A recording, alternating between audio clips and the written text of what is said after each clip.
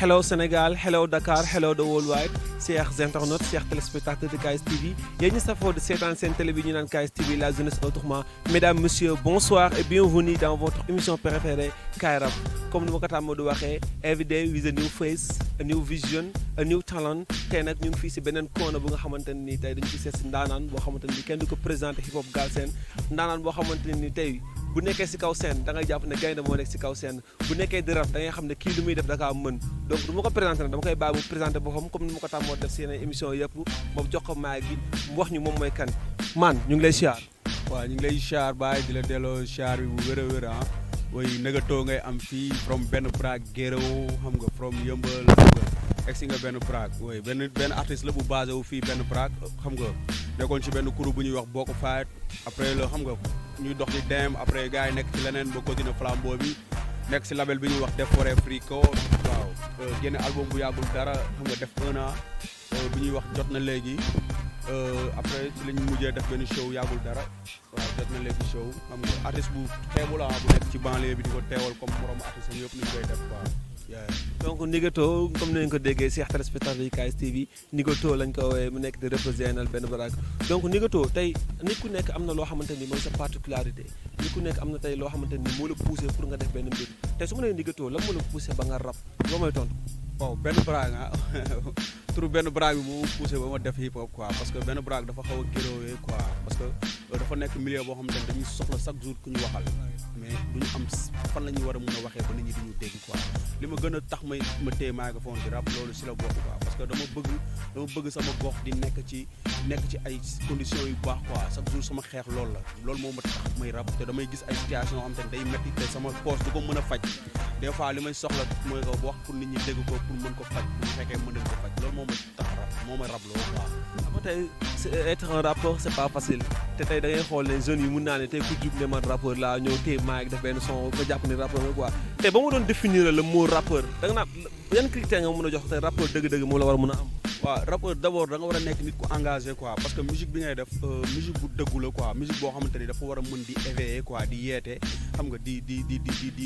di wàññi nit koo xamante ni dafa doon jëm ci yoon boo xamante ne si ni yoon bi nekkul yoon bu baax quoi nga yee ko woo ko mu ñëw nga boole ko ci sa bopp wan ko ni ko yoon bii nga jël du yoon bu baax bi c'est que rappeur dafa war a engagé wu quoi par rapport ak ci dëkk bi fi nga dëkk quoi sa saat fi nga dëkk parce que dañ la soxla parce que soxla bi mooy que da nga war a waxal ñi mënul wax da nga war a waxal nit ñi nga xamante ne si ni suñu waxee kenn du leen dégg yow yàlla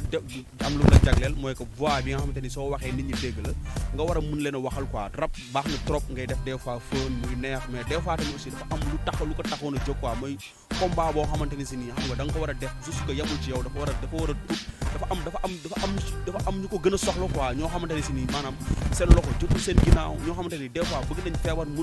amuñu lu ñu feebar nañ mais amuñu lu ñu fajoo des fois ñu xiif bëgg a lekk c'est que des fois dafa am ay combat yoo xamante ni il faut que rappeur bi mu xam lan la porté quoi il faut que rappeur bi xam lan mooy waree fam quoi c'est que juste que loolu la rap dafa bokkul ak yeneen xeetu musique yi donte musique lañ koy woowee mais dafa am lu taxoon fii ñu fonk ko bëgg ko xam nga di ko dund jox ko benn cër bi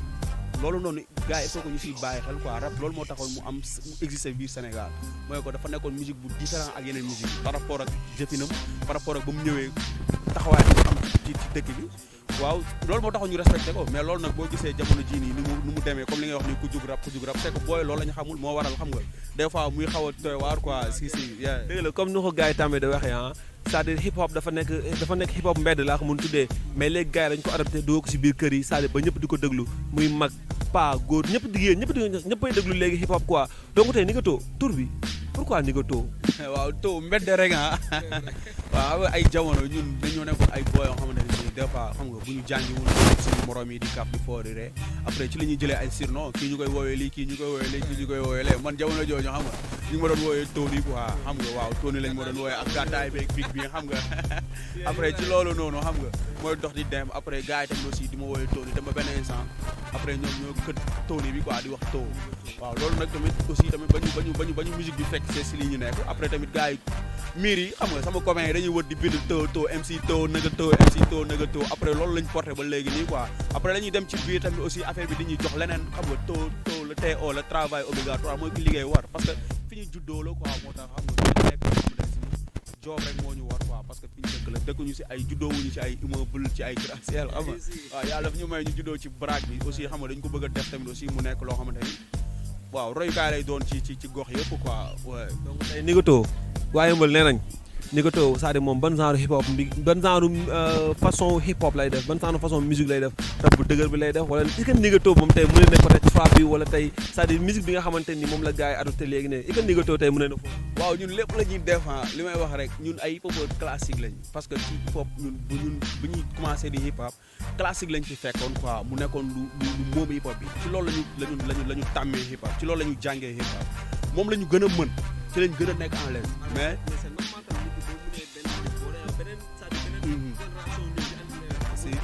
si lépp loo ñu tegal dañ ciy tegu ñun lépp bépp xeetu musique boo ñu jox boo ñu tëgalee tama dañ ciy rap boo ñu tegalee bitu wes dañ ciy rap mais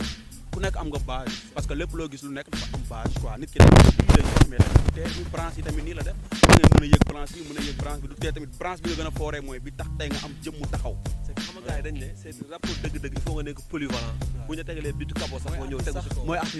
artiste da nga war a polyvalent lépp nga war a def c'est que maanaam da nga war a polyvalent ci que maanaam ñu lay lépp parce que affaire yi des fois mbalax maam bi da lay soxla featuring daf lay bëgg a woo si li mu nekk et puis da nga ko war a wuy si parce que tumuroo yow war nga ko mën a soxla loolu tax mu baax quoi nga war a mën a rap ci lii rap ci lii rap ci lii ñun featuring yi may dem yëpp ci ëpp ay bitu trap la man damay dem xam nga ay afrobeat yi nii dama ciy yéeg dama ciy joggi mais su ma li ma gën a fil mooy classique laa gën a fil quoi oui moom laay def mais fépp foo ma woo ma wuy si la fa. right mais Nigato nee na fépp fu ko gars yi woo mu wuy si leen fa donc tey yéen téléspectateurs yu KS TV yéenay seede ah dama koy jox mic bi mu dóora ñu benn freestyle bu saf-saf ñu xool Nigato lu mu nekk def lu mu mën la wala da koy répété nii di ko jox gars yi di gars yi di ko déglu Nigato the mic is yours. yeah ok dama jut bu rap jaar ci xale war a màgg dox doxe rap li ma liggéey mënoo ko soppi ndox ki jëf ko egg ci kaw wax du ko wàcc fi yàlla di sàkkee jaam nit du ko fekk yabaata weesuwul di tëkkale rap ak diine ku seytaane ngem bu wax ji day ñaaw yàllaa ko signé mbedd mee yaa ci ku nekk ak saf melokaan suñu mbedd day taas ba dëkk si paan fii ñëpp a yem benn bopp dina xel yuy xalaatandoo say mbokk yeesalaatal jarul xëccoo seen gis-gis weesuwul seen cat gi wey karaw gi rus feebar la tal nga leneen lu dul togg ree ngaaka la ñu jàpp foobiyee ñun la waageroo dib faramason la leeragul ñun la ñuy sàkketoo fokk buuru dëkk bi mu neex dëkk Sénégal la lëj baay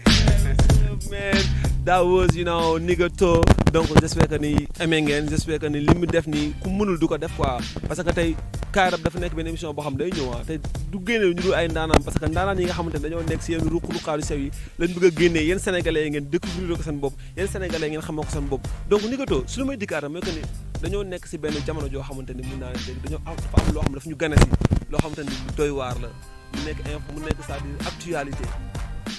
rappeurs yi dañ leen xamee si benn mbir li ñu leen xamee mooy que ni tey lépp li am benn feejo mu ñëw war a génn c'est-à-dire wax si parce que tey am na jeunesse yoo xamante ni dégluwuñu may doon ne dégluwuñu Youssou Ndour mais benn Nigato la ñuy déglu wala benn exemple jaaxës la wala benn kësink ñu la ñuy déglu quoi donc est-ce que tey Nigato mën nañu ko xaar mu génnee benn son boo xam day wax si du ma wax épidémie parce que léegi romb na épidémie quoi léegi pandémie la mooy coronavirus bi gars yi di wax est-ce que tey dañuy xaar Nigato mu génnee benn affaire boo xamante ni pour ay fantam pour gars yi mën a xam na la ñuy mën a fagaroo ci feebar bii nii coronavirus. waaw parce que gis nga actuellement nii affaire bi dafa xaw a dafa yéem ñëpp ah monde bi yëpp laay waxatuma sax Sénégal mais dama bëgg sénégalais yi ñu gëm ni feebar bu existe bu am la quoi xam nga sénégalais yi gëmuñu loolu. am na si des fois da ngay waxtaan ay nit ñu lay wax ay affaire ay nafas ak kandang quoi ay affaire yoo xamante ni si nii voilà parce que reyagu fi kenn wala soit que ñu fi nangam ak sam ñaanuñu yàlla mu rey fi kenn mais il faut que sénégalais yi ñu gëm ni feebar bi dafa exister dafa am fii dafa am quoi te feebar bu bon la baaxul ci réew parce que lim la mën a indil ci ay gàllankoor dafa bëri torop dañuy ñaan yàlla mu yam fii kaa yi jot a am yàlla effacé ko pour son instant bi dafa am lu ñu digal mooy dañ ne kenn ku nekk maanaam na jël ay matuwaayam donte nag ci réseaux sociaux yi nekk nga xam te ne bu ñu toogee suñu nekk mën nañu lancer message pour mu mën a egg si yenn gars yi dinañ ko def mais quant à pour mën a dem defi son yomb na son léegi li ma koy waxee rek yomb na torop mais tamit aussi dafa am loo xam ne moom la loi bi tëral jamono jii nii mu xaw a doy waar di wax sénégalais yi ngir yàlla ci lu loi bi teg li gars yi teg ni que gars yi affaire bi nay yem fii na gars yi di yem fii na gars yi di yem fii ngir yàlla war a suuli na gars yi yem foofu parce que tamit aussi gis nga dafa am loo xam te ne bu ñu koy xeex benn nit mënu ko xeex ñaar nit mënu ko xeex il faut que ñu defandoo loxo ñu ñëpp joxandoo ñëpp ñu xeexandoo ko quoi xeexandoo bi nag mi ngi commencé si nit ku nekk kenn ku nekk yaa ko njëkk a xeex ci sa bopp li koy xeex ci sa bopp mooy que liñ la tere nga bàyyi ko li la sant nga dem defi ji ko quoi. donc téléspectateurs yi KS TV donc tey kii leen dellu na suñu émission bi ñu naan Kaay Rap donc comme ni ñu ko baaxee defee rek dañ ko joxaat suñu mic donc mais man damay tàggatoo balaa ñu ko jox suñu mic donc c'était votre émission Kaay Rap chaque jour ngay demee dinañ ñëwaat ak yéen si yeneen personnalité ñëwaat ak yéen si yeneen koona donc Kaay Rap I respect you and I love hip hop donc dañ ko jox suñu mic bu tëjee ak moom ay freestyle bu saf-saf cameraman let's go. ndëga tëw xeeru ngor la fu waay toll day seet li sa suufu bët jarul du wëri soxlawul teen baak la ñu tàbbal ci teen la moo tax ba góor di fekk kaw jigéen laaj ba ngi dellu ci yéen gis la yàlla moo koy def mënoo ko dëpp dippe ak sil mar taat li xum ak sippi ne ko mu dal tey booy du mën ak moom man ween yow bii baron la ñu nàmpalay say doom originalité yeah merci and I respect you we love hip hop let's go.